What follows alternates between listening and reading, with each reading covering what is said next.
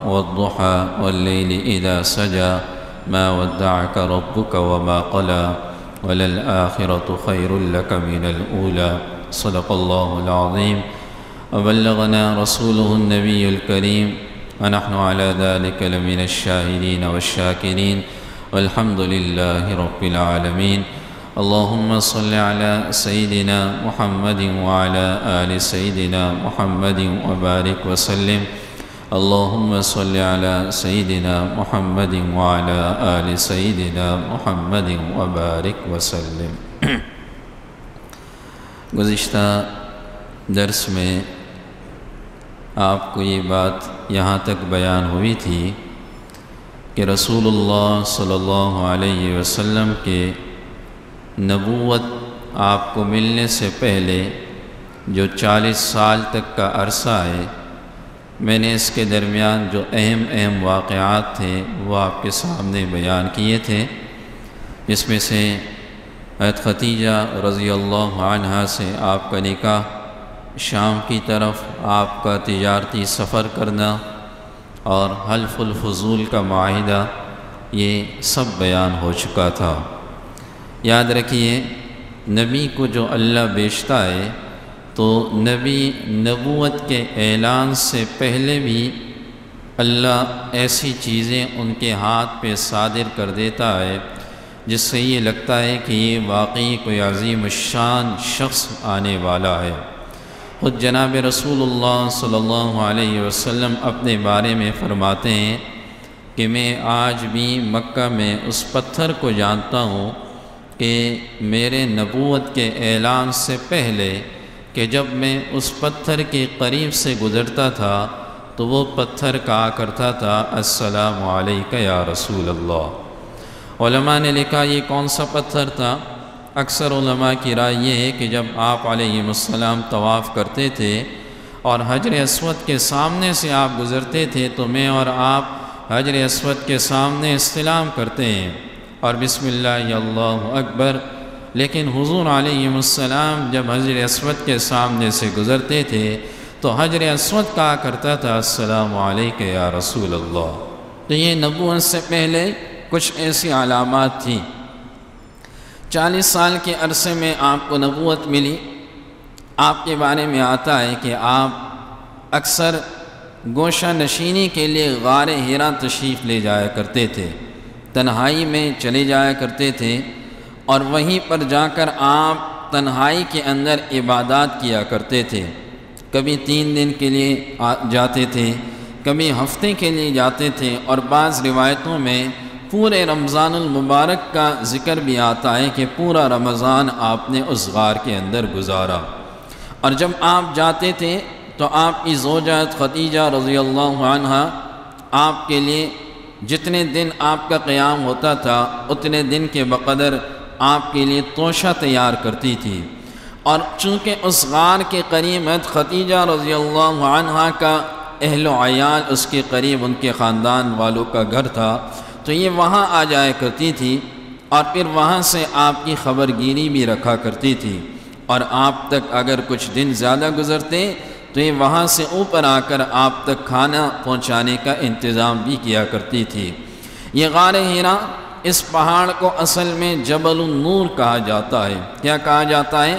جبل النور۔ یہ مکہ مکرمہ سے 3 میل کے فاصلے پر ہے، اور آج چونکہ یہ مکہ کے اندر ہی آ چکا ہے، اور اس غار کے اندر کی جو چوڑائی ہے اور اس کی جو اندر کی جو لمبائی ہے، یہ 4 گز یہ لمبا ہے اور 2 گز چوڑا ہے۔ ایک آدمی آرام سے لیٹ سکتا ہے، یعنی ایک آدمی آرام سے وہاں عبادت کر سکتا ہے۔ آپ میں سے جو حضرات مکہ مکرمہ گئے اور انہوں نے غار حرا کی زیارت کی، آج تو سیڑھیاں بن چکی ہیں لیکن پھر بھی چلنا تھوڑا سا آسان نہیں، مشکل ہوتا ہے۔ جگہ جگہ پر پانی اور جگہ جگہ پر راستے میں ہوٹل بھی کھلے ہوئے ہیں، آسانیاں ہو چکی ہیں، لیکن اس زمانے میں اگر ہم دیکھیں کہ نہ سیڑھیوں کا انتظام، نہ ایسی سہولیات کا انتظام، اللہ کے نبی صلی اللہ علیہ وسلم اس غار پہ تشریف لے جایا کرتے تھے اور یہیں پر آپ عبادت کیا کرتے تھے۔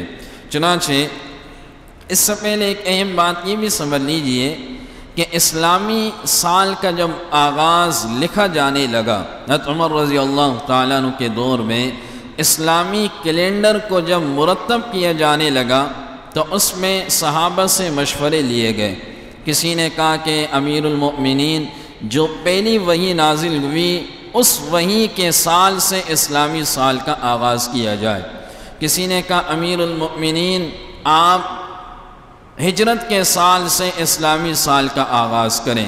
تو ہر ایک نے اپنی رائے دی، تو رائے کے اندر ہجرت کے سال، جو ہجرت کا سال اللہ کے نبی کا تھا، تو ہجرت کے سال سے پھر اس سال کا آغاز کیا گیا۔ آج جو ہم تشریف فرمائے 1441 کے اندر، یہ ہجرت کے سال سے، یعنی آپ علیہ السلام نے جس سال ہجرت کی، یہ اس حساب سے یہ سال ترتیب دیا گیا ہے۔ لیکن بڑے افسوس کے ساتھ کہنا پڑتا ہے کہ انگریز جو ہمارے اس علاقوں میں، اس خطے میں حکومت کر کے گیا، تو جہاں اپنی کچھ اس نے منحوس چیزیں چھوڑی، اس کے اندر ایک چیز یہ بھی چھوڑی کہ ہمارا جو اسلامی کیلنڈر تھا وہ ہمارے لوگوں سے ختم کر دیا انہوں نے۔ آج آپ کسی سے انگریزی تاریخ پوچھیں تو اسے یاد ہوگی، اسلامی تاریخ پوچھیں تو اسے یاد نہیں ہوگی، سوائے 9-10 محرم کے یا ربیع الاول کے یا رمضان المبارک کے، اسے یاد بھی نہیں ہو۔ شاید ہمارے بچوں کو یا ہم میں سے کچھ ایسے بھی بڑے ہوں گے کہ جنہیں اسلامی مہینوں کے نام تک یاد نہیں ہوں گے۔ حالانکہ ہمارے جتنے بھی شرعی احکام ہیں ان تمام احکام کا تعلق اسلامی مہینوں سے ہے۔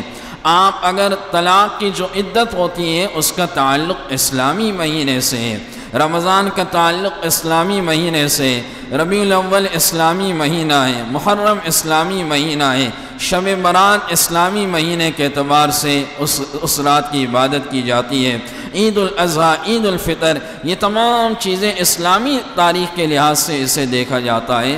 تو ہمیں اسلامی تاریخ کو بھی یاد رکھنا چاہیے، کم سے کم مہینوں کے نام تو ہمیں یاد ہونے چاہیے۔ حضرت عائشہ صدیقہ رضی اللہ تعالیٰ عنہ فرماتی ہے کہ آپ پر پہلے وحی جو نازل ہوئی اس سے پہلے آپ کو سچے خواب آیا کرتے تھے، جو آپ خواب میں دیکھتے تھے ابھی آئی نہیں وہ ہو جایا کرتا تھا، تو سچے خواب ہوتے تھے۔ اور انبیاء کے خواب بھی ایک وحی کا درجہ رکھتے ہیں، انبیاء کے خواب سچے ہوا کرتے ہیں۔ جو آپ میں پہلی وحی نازل ہوئی یہ غار حرا پہ نازل ہوئی اور جبرائیل علیہ السلام آئے۔ یہ بڑا عجیب واقعہ ہے۔ جبرائیل علیہ السلام کے بارے میں حضور فرماتے ہیں میں نے انہیں 2 دفعہ دیکھا اور دونوں دفعہ میں انہیں دیکھ کر بہت زیادہ ششدر رہ گیا اور بہت زیادہ خوف کی حالت میں آ گیا۔ خاص طور پر یہ پہلی دفعہ جو دیکھا غار حرا پہ، تو فرماتے ہیں کہ جبرائیل علیہ السلام کے جسم کا حجم اتنا بڑا کہ زمین سے لے کر آسمان تک ساری کی ساری فضا اور خلا کو انہوں نے پر کر دیا تھا، اور اللہ نے ان کے جسم پر 600 پر اللہ نے ان کے جسم پہ رکھے ہیں، اور ان پروں کی طاقت ایسی ہے کہ ذی قوت عند ذی العرش مکین۔ اللہ نے فرمایا بڑے قوت والے فرشتے ہیں کہ جبرائیل علیہ السلام خود فرماتے ہیں کہ قوم لوط کی بستی کو جب ان پر عذاب کا مرحلہ آیا تو ایک عذاب یہ تھا کہ اس بستی کو اٹھا کر آسمان پہ لے جائے، بے حیائی کرتی تھی اور آسمان پہ لے جانے کے بعد دوبارہ زمین پہ پٹخ دے۔ تو جبرائیل علیہ السلام فرماتے ہیں کہ میں نے اس بستی کو اپنے پر کے ایک کونے سے اٹھایا، ایک پر کے کونے سے اٹھایا اور آسمان پہ لے گیا، اور لے جانے کے بعد دوبارہ زمین کے اندر پٹخ دیا۔ اللہ نے ایسی طاقت انہیں عطا کی، ایسی طاقت۔ قوم سمود کو کیسا عذاب آیا؟ قوم سمود کیسی طاقتور قوم۔ آج بھی آپ سعودیہ جائیں تو تبوک کی طرف جاتے ہوئے راستے میں مدائن صالح قوم سمود کے علاقے آتے ہیں، انہوں نے پہاڑوں کے اندر تراش تراش کے گھر بنائے ہوئے تھے، تراش، اور ایسے خوبصورت گھر بنائے ہوئے تھے کہ آج کے ہمارے گھروں کا نقشہ اور ان گھروں کو دیکھیں تو بعینی ایسا نقشہ، اور ان پہاڑوں کے اندر روشنی کا انتظام، روشن دان کا انتظام، ایسے گھر بناتے تھے۔ اللہ نے ان لوگوں نے اپنے وقت کی نبی کی بات نہیں مانی۔ ایک فرشتہ آیا اور رات کے وقت اس بستی کے کنارے پر اس فرشتے نے چیخ ماری، وَأَخَذَتْهُمُ الصَّيْحَةُ، اور ایسے چیخ ماری کہ اس چیخ کی وجہ سے سب کے سب لوگ جو رات کو سوئے ہوئے تھے ان کے کلیجے پھٹ گئے۔ تو اندازہ لگائیں کتنی بڑی چیخ ہوگی وہ۔ ان کے کلیجے پھٹ گئے اور سب کے سب رات کو مر گئے۔ ایسے اللہ نے طاقتور فرشتے رکھے ہیں۔ تو فرماتے ہیں جبرائیل علیہ السلام آئے اور آنے کے بعد انہوں نے مجھے کہا اقرأ، پڑھیے۔ آپ نے فرمایا ما انا بقارٍ، میں تو پڑھا ہوا نہیں ہوں۔ دوبارہ کہا اقرأ، پڑھیے۔ آپ نے فرمایا ما انا بقارٍ، میں پڑھا ہوا نہیں ہوں۔ تیسری دفعہ انہوں نے دبوچا حضور علیہ السلام کو، اور دبوچنے کے بعد دوبارہ کہا اقرأ بسم ربک الذی خلق خلق الانسان من علق اقرأ وربک الاکرم الذی علم بالقلم علم الانسان ما لم يعلم۔ جب انہوں نے دبوچا تو اللہ کے نبی صلی اللہ علیہ وسلم نے اس کے بعد پڑھنا شروع کیا اقرأ بسم ربک الذی خلق خلق الانسان من علق۔ ظاہر ہے پہلی دفعہ فرشتے کا نزول ہوا اور اللہ کے نبی صلی اللہ علیہ وسلم نے فرشتے کو اپنی اصلی حالت میں دیکھا، اصلی حالت میں۔ اس کے بعد جبرائیل علیہ السلام وہیں پہ جب آتے تھے تو حضرت دحیہ کلبی رضی اللہ عنہ کبھی ان کی صورت میں آتے تھے، کبھی اور کسی کی صورت میں، لیکن یہ پہلی دفعہ اپنی اصلی صورت میں دیکھا اور پہلی دفعہ حضور پر وحی نازل ہوئی تو آپ بڑے پریشان ہوئے اور جلدی جلدی سے اس غار سے اترے، اور اترنے کے بعد اپنے گھر تشریف لائے۔ اما خدیجہ رضی اللہ عنہا، آپ نے ان کے سامنے اس واقعے کو رکھا۔ اما خدیجہ رضی اللہ عنہا نے جب آپ کے اس واقعے کو سنا تو سننے کے بعد یہ ایک ہوشیار عورت کی علامت ہوتی ہے کہ فوراً انہوں نے آپ کو تسلیہ دی۔ آپ جب گھر میں داخل ہوئے تو آپ نے فرمایا زملونی زملونی، مجھے چادر اوڑھائیے، مجھے چادر اوڑھائیے۔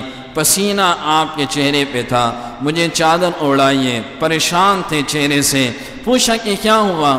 آپ نے سارا واقعہ سنایا تو اس خاتون نے حضور علیہ السلام کو تسلی دی اور تسلی دیتے ہوئے فرمایا کہ انک تحمل الکل وتکسب المعدوم وتقرئ الضیف وتعین علی نوائب الحق واللہ لا یخزیک اللہ ابدا۔ آپ پریشان مت ہو، اللہ آپ کو کبھی رسوا نہیں کرے گا۔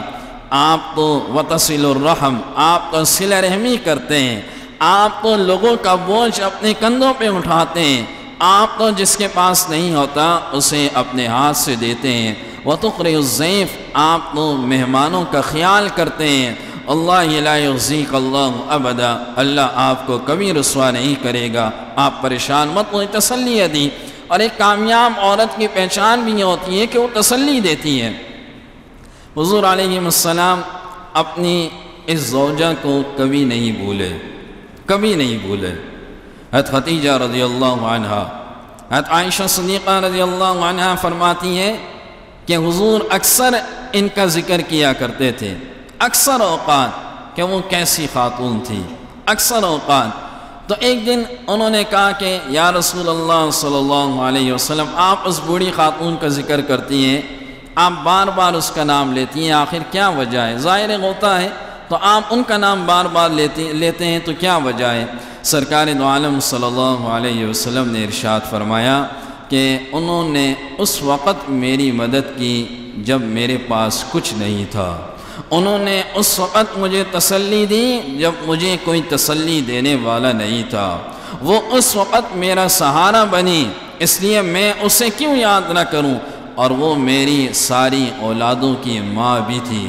تو اللہ کے نبی کو بڑی محبت تھی، حتیٰ کہ ان کی ایک سہیلی تھی، اللہ کے نبی صلی اللہ علیہ وسلم اس سہیلی کا بھی بہت خیال کیا کرتے تھے، اور جب بھی کچھ آتا تو آپ علیہ السلام حضرت خدیجہ کی سہیلی کے لیے بھیج دیا کرتے تھے۔ اندازہ لگائیے کہ آپ کو اپنی اس زوجہ سے کتنی محبت ہوگی۔ تو یہ جو خاتون تھی حضرت خدیجہ رضی اللہ عنہا، یہ آپ کی پریشانی کو سمجھی، اور سمجھنے کے بعد آپ کو اپنے ایک رشتہ دار کے پاس لے گئی جو کہ ایک بہت بڑا راہب تھا، ورقہ بن نوفل اس کا نام تھا، ورقہ بن نوفل۔ یہ اس کے پاس آپ کو لے گئی، بہت بڑا راہب تھا، اور یہ عیسیٰ علیہ السلام کے مذہب پہ تھے، اور یہ تھے قریشی، لیکن یہ بت پرست نہیں تھے، عیسیٰ علیہ السلام کے مذہب پہ تھے اور اپنی قوم سے بالکل کٹے ہوئے تھے۔ حضرت خدیجہ رضی اللہ عنہا آپ کو ان کے پاس لے گئی اور سارا واقعہ حضور نے ان کے سامنے سنایا۔ جب انہوں نے سنا تو کہنے لگے یہ جو آپ نے ابھی مجھے یہ باتیں سنائی، یہ جو وحی اور فرشتے کا آپ نے سنایا، تو یہ تو موسیٰ علیہ السلام کے پاس ہی آتا تھا، اور یہ تو ایسا لگتا ہے کہ آپ آخری نبی بننے والے ہو، آپ آخری نبی بننے والے ہو۔ اور خدیجہ رضی اللہ عنہ سے کہا یہ جو بات کر رہے ہیں یہ سچ بات کر رہے ہیں۔ اور اس شخص نے بھی، ورقہ بن نوفل نے بھی تسلی دی اور یہ بات بھی کہی کہ کاش جب آپ کے اپنے لوگ آپ کو مکہ سے نکالیں، آپ کے اپنے وطن سے نکالیں، کاش میں اس وقت زندہ ہوں تو میں آپ کی ضرور مدد کروں گا، میں آپ کی ضرور مدد کروں گا۔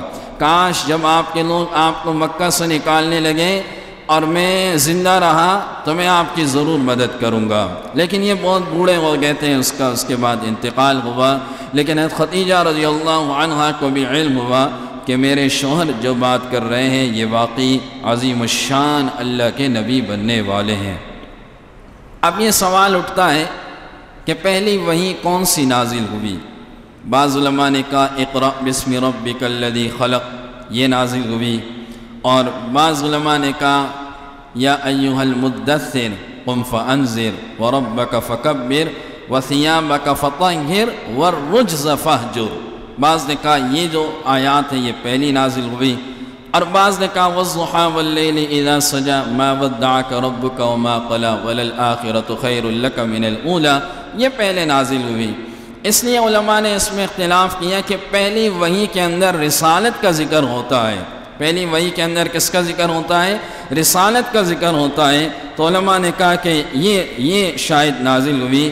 ان تینوں آیتوں میں، ان تینوں جو مختلف اقوال ہیں، اس کے اندر علماء نے تطبیق رکھی ہے، اور وہ تطبیق علماء نے یہ رکھی ہے، سیرت نگاروں نے یہ لکھا کہ پہلی وحی تو یہی تھی اقرأ بسم ربک الذی خلق، لیکن رسالت کا ذکر ہے وہ اللہ نے یا ایھا المدثر کے اندر بیان کر دیا۔ اور پھر کچھ عرصے تک وحی رک گئی، تو ایک مکہ کے اندر زبان دراز عورت تھی، نعوذ باللہ، اس عورت نے ایسے الفاظ کہے جس سے آپ کو بہت بڑا صدمہ ہوا۔ اس عورت نے کہا لگتا ہے کہ ان کو ان کے اللہ نے چھوڑ دیا ہے، نعوذ باللہ۔ اس عورت نے اس قسم کے الفاظ کہے تو اللہ نے پھر والضحی واللیل اذا سجی ما ودعک ربک وما قلی، آپ کے رب نے آپ کو نہیں چھوڑا، ما ودعک ربک وما قلی وللآخرۃ خیر لک من الاولی ولسوف یعطیک ربک فترضی، آپ کا رب آپ کو اتنا عطا کرے گا کہ آپ خود راضی ہو جائیں گے، آپ خود خوش ہو جائیں گے، آپ کا رب آپ کو اتنا عطا کرے گا۔ تو علماء نے کہا پہلی وحی وہ اقرأ بسم ربک الذی خلق، اور رسالت کے لحاظ سے پہلی وحی یا ایھا المدثر، اور اس کے بعد تیسرے لحاظ سے جو میں نے بتایا اس عورت نے بات کی تو اس لحاظ سے والضحی واللیل اذا سجی، یہ پہلی وحی تھی۔ یاد رکھیے سب سے پہلے ایمان کون لایا؟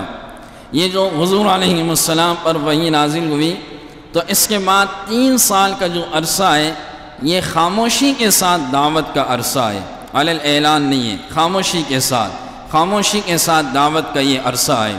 اب خاموشی کے ساتھ اس دعوت میں سب سے پہلے ایمان کون لایا؟ علماء نے لکھا ظاہر ہے حضرت خدیجہ رضی اللہ عنہا، یہ سب سے پہلے آپ پہ ایمان لائی۔ اور یاد رکھیے کہ گھر والی سب سے زیادہ اپنے شوہر کو جانتی ہے، گھر والی سب سے زیادہ اپنے شوہر کو، اخلاق اور اس کے کردار کو سب سے زیادہ گھر والی جانتی ہے۔ آپ میں سے اگر کسی کے بارے میں پوچھنا ہے تو اس کے دوستوں سے زیادہ اس کی گھر والی سے پوچھئے۔ دوست بھی بتا دیتے ہیں، جو قریبی دوست ہوتے ہیں وہ بھی بتا سکتے ہیں کہ میرا یہ ساتھی کیسا ہے، لیکن اس سے بھی زیادہ اخلاق اور کردار کے لحاظ سے جو بتائے گی وہ کون ہوگی؟ وہ گھر والی ہوگی، گھر والی کی گواہی معتبر ہوگی۔ تو سب سے پہلے جو گواہی دینے والی ہے آپ پر وہ کون تھی؟ حضرت خدیجہ رضی اللہ عنہا۔ اسی لیے آپ نے اپنے ازواج سے فرمایا کہ جو کچھ میرے گھر کی زندگی تم سب دیکھتی ہو یہ میری امت تک پہنچانا تم سب کا فرض ہے۔ اور انہوں نے بیان کر دیا امت تک ایک ایک بات گھر والیوں نے بیان کر دی، بتا دی کہ حضور کے گھر کی زندگی کیسی تھی، حضور گھر میں کس طرح آتے تھے، حضور کا اپنی ازواج کے ساتھ کیسا معاشرتی اخلاق تھا، یہ ساری کی ساری انہوں نے بیان کر دی۔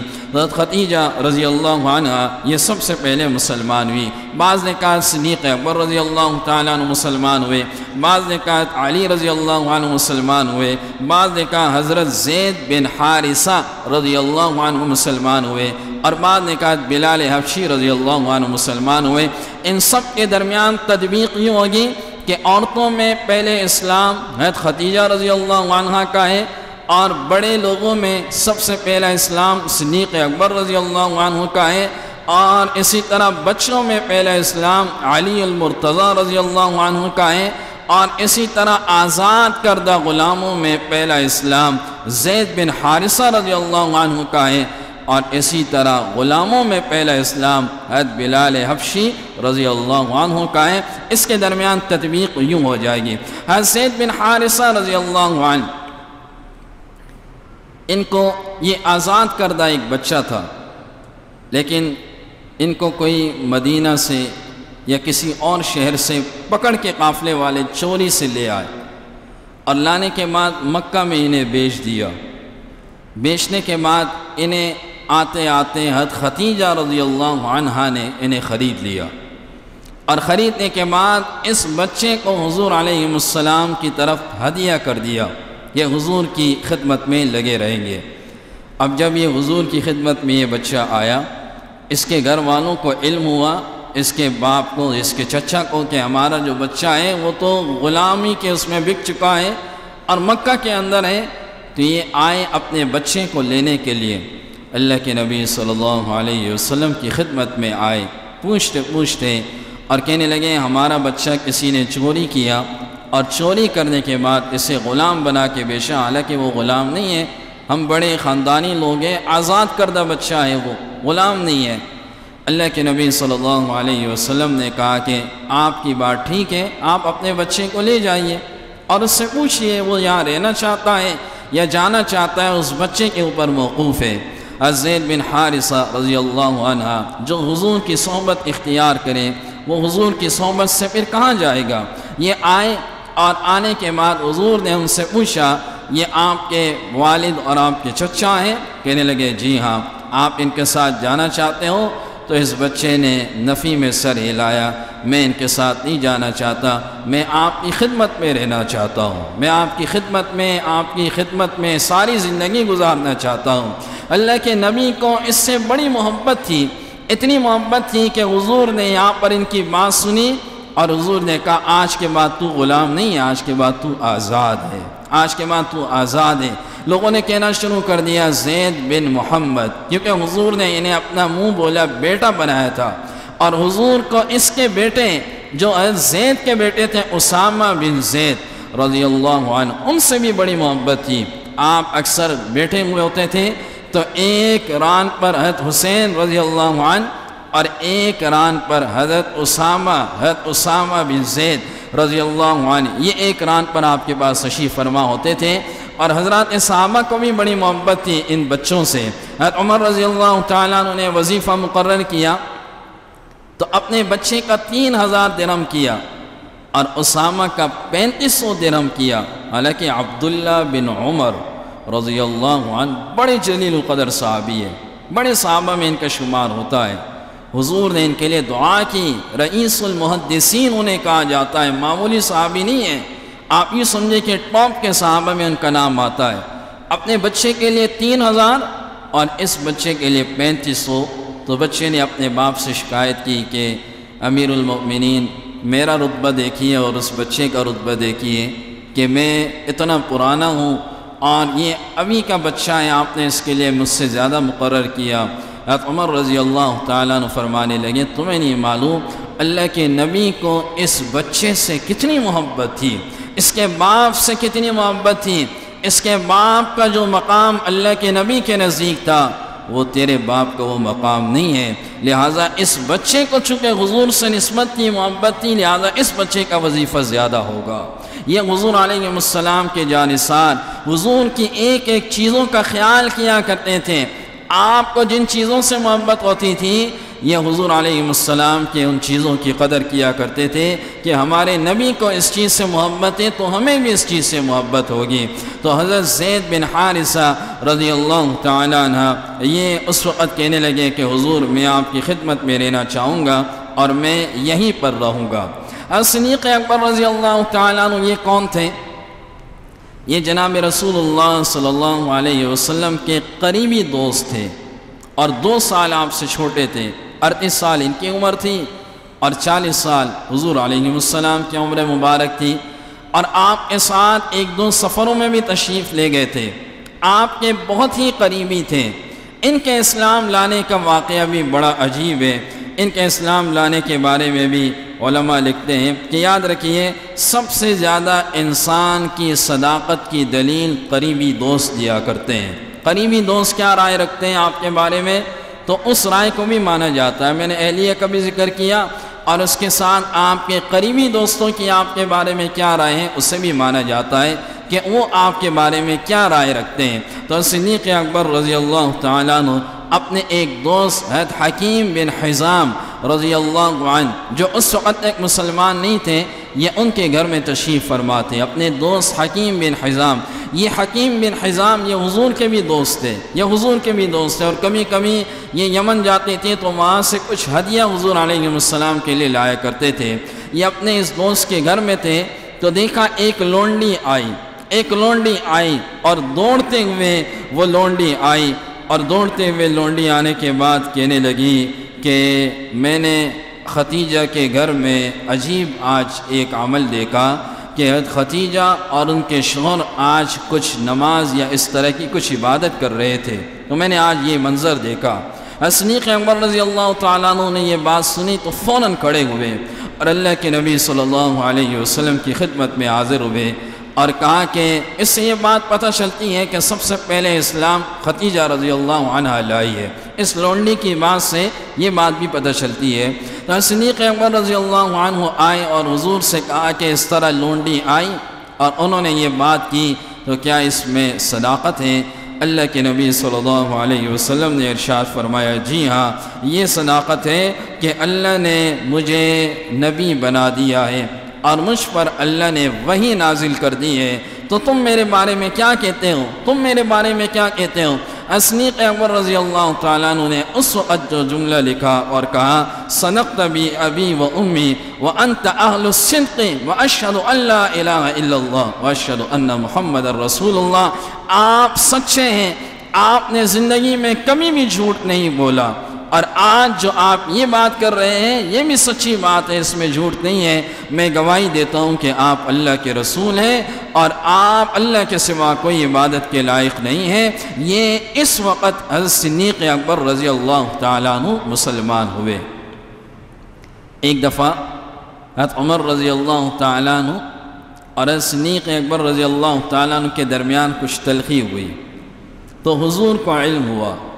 حضور نے عمر رضی اللہ عنہ کو بلایا اور بلانے کے بعد فرمایا تم میری نسبت کا خیال کرو اور میری نسبت کی وجہ سے صدیق اکبر کا خیال کرو۔ اپنی نسبت کہا کہ میری وجہ سے ان کا خیال کیا کرو، اور سب صحابہ سے کہا کہ میں نے سارے لوگوں کے احسانوں کا بدلہ ادا کر چکا ہوں، لیکن یہ واحد صدیق اکبر ہے کہ اس کے احسان کا بدلہ کل قیامت کے دن اللہ ہی ادا کرے گا۔ اور آپ اپنی زندگی میں 2 لوگوں کا ذکر کیا کرتے تھے، مردوں میں صدیق اکبر رضی اللہ عنہ اور عورتوں میں ختیجہ رضی اللہ عنہ۔ ان کا بہت زیادہ آپ کثرت سے ذکر کیا کرتے تھے اور بڑی محبت کے ساتھ ان کا نام لیا کرتے تھے، اس لیے کہ ان حضرات نے یہ مشکل وقت تھا، یہ جو شروع کا وقت تھا، یہ جو آپ کے شروع کی دعوت کا وقت تھا، یہ مشکل وقت تھا۔ اس وقت میں یہ لوگ آپ کے دستے بازو بنے۔ آگے بھی آئے گا کہ صدیق اکبر رضی اللہ تعالیٰ عنہ نے کتنی آپ کی خدمت کی اور کتنا آپ کے ساتھ رہے، یہ آگے بھی آئے گا۔ ابو بکر اور ختیجہ رضی اللہ عنہما، ان کی ایمان کی قدر اللہ کے نبی بہت زیادہ کیا کرتے تھے۔ اس کے بعد اسلام حضرت علی رضی اللہ تعالیٰ عنہ کا نام آتا ہے۔ یاد رکھیے حضرت علی رضی اللہ تعالیٰ عنہ یہ ابو طالب کے 4 بیٹے تھے، طالب، عقیل، جعفر اور علی المرتضی رضی اللہ عنہ۔ اس میں سے طالب مسلمان نہیں ہوا، یہ باقی تینوں مسلمان ہوئے۔ یہ جو ابو طالب تھا، اللہ کے نبی شروع میں ان کی بھی سرپرستی میں رہے، ان کے مالی حالات بہت خراب ہو گئے، تو نبی علیہ السلام نے اپنے چچا عباس رضی اللہ عنہ سے کہا کہ ان کے مالی حالات خراب ہیں اور 4 بیٹے ہیں، ہمیں چاہیے کہ ہم ان کے دستے بازو بنیں، اور دستے بازو بننے کا طریقہ یہ ہے کہ ان میں سے ان کی اولادوں کو اپنے اوپر ہم تقسیم کر لیں کہ یہ بچہ اس کی خدمت میں کروں گا، یہ میرے پاس رہے گا، اور اس کے کھانے پینے کا اور اس کے باقی جو انتظام ہے یہ مجھ پر ہوگا۔ یہ دونوں اپنے اس چچا ابو طالب کی خدمت میں آئے۔ ابو طالب کی خدمت میں جب یہ آئے تو ابو طالب نے، چونکہ حضور کے تو چچا تھے، ابو طالب عباس رضی اللہ عنہ کے بھائی تھے، تو ابو طالب سے یہ بات کی۔ ابو طالب نے کہا کہ بڑا والا بیٹا طالب اسے میرے پاس رہنے دو، اور طالب کے بعد عقیل میرے پاس رہنے دو، یہ جعفر اور علی المرتضی یہ انہیں آپ لے جاؤ۔ تو عباس رضی اللہ تعالیٰ عنہ نے حضرت جعفر بن طیار رضی اللہ عنہ انہیں اپنے ساتھ لیا، جعفر طیار رضی اللہ عنہ۔ جعفر طیار کا مطلب اڑنا ہوتا ہے، انہیں جعفر طیار اس لیے کہتے ہیں کہ ایک جنگ میں ان کے دونوں بازو کٹ گئے اور یہ شہید ہو گئے۔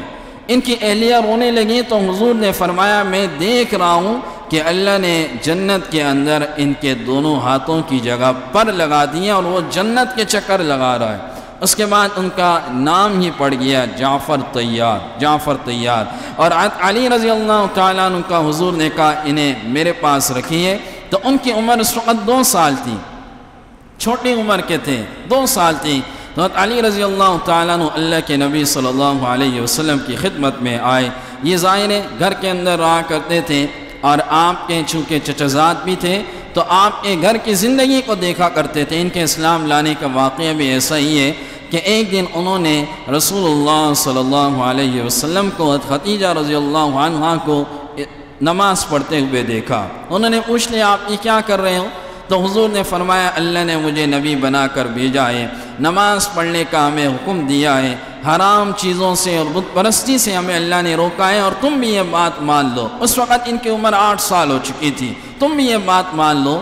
تو کہنے لگے کہ یہ تو بڑی عجیب بات میں نے آج سنی ہے، اور میں اپنے والد سے پوچھے بغیر، یعنی ابو طالب سے پوچھے بغیر میں کوئی قدم نہیں اٹھاؤں گا، پہلے اپنے والد سے پوچھوں گا اس کے بعد قدم اٹھاؤں گا، مجھے اپنے والد سے اس بات کی اجازت لینے دو۔ تو حضور نے فرمایا کہ چونکہ آپ کو علم ہو چکا ہے لہٰذا میری رائے یہ ہے کہ ابھی اس کا ذکر کسی اور سے مت کرنا، کسی اور سے اس کا ذکر مت کرنا۔ تو علی رضی اللہ تعالیٰ عنہ آئے اور رات کو انہوں نے کچھ خواب دیکھا، اور اگلے دن حضور کی خدمت میں اور کہنے لگے کہ میں آپ پر ایمان لاتا ہوں۔ یہ پیر کے دن انہوں نے خواب دیکھا، اور منگل کے دن اللہ کے نبی صلی اللہ علیہ وسلم کی خدمت میں آ کر یہ مسلمان ہوئے۔ بعض علماء نے یہ بھی لکھا کہ انہوں نے اپنے والد سے پوچھا، اور والد سے انہوں نے اس سارے واقعے کو بیان کیا کہ اس طرح میں نے دیکھا ہے، اور وہ نماز پڑھتے ہیں اور وہ ان چیزوں کی ترغیب دیتے ہیں اور ان چیزوں سے بچنے کا ہمیں حکم دیتے ہیں، لات اور عزا اور یہ جو بت ہیں ان سے ہمیں بچنے کا حکم دیتے ہیں۔ تو ابو طالب نے اس وقت کہا کہ اے میرے بچے، اللہ یدعک الا بخیر فالتزمہ، یہ جو بچہ ہمارا بھتیجا یہ جو بات کر رہا ہے یہ بڑی اچھی بات کر رہا ہے، فالزمہ، اسے لازم پکڑنا، اسے چھوڑنا نہیں۔ اپنے بچوں کو یہ نصیحت کی، خود اگرچہ مسلمان نہیں ہوئے، انک لا تہدی من احببت ولکن اللہ یہدی من یشاء۔ اللہ کے نبی کو بھی بڑا غم تھا کہ کاش آپ مسلمان ہو جاتے، لیکن ان کی اولادوں سے جو اللہ نے کام لیا وہ بہت بڑا، اللہ نے ان کی اولادوں سے کام لیا۔ تو علی رضی اللہ تعالیٰ عنہ اس کے بعد مسلمان ہوئے اور آپ کی خدمت میں اس کے بعد رہنے لگے، یہاں تک آج ہوا۔ اگلے اتوار کو انشاءاللہ اس کے بعد کی جو زندگی ہے، خاص طور پر صدیق اکبر رضی اللہ تعالیٰ عنہ کے جو دوست تھے، جو 5 دوست کہ جن کو انہوں نے یہ بات بتائی اور وہ فوراً کے فوراً مسلمان ہوئے بغیر کسی حیل و حجت کے، حضرت عثمان ابن عفان، حضرت طلحہ، حضرت زبیر بن العوام، اور حضرت سعد اور حضرت عبد الرحمن بن عوف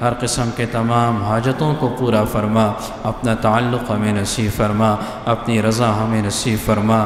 جو بھی یہاں محبت سے ہر اتوار کو یہاں پر تشریف فرما ہوتے ہیں، بیٹھتے ہیں، محبت سے آخر تک بات کو سنتے ہیں، الہ العالمین جتنی بھی ہماری مائیں بہنیں، ہمارے جتنے بھی احباب تشریف لاتے ہیں، ان سب کو حرمین شریفین کی مقبول حاضری نصیب فرما۔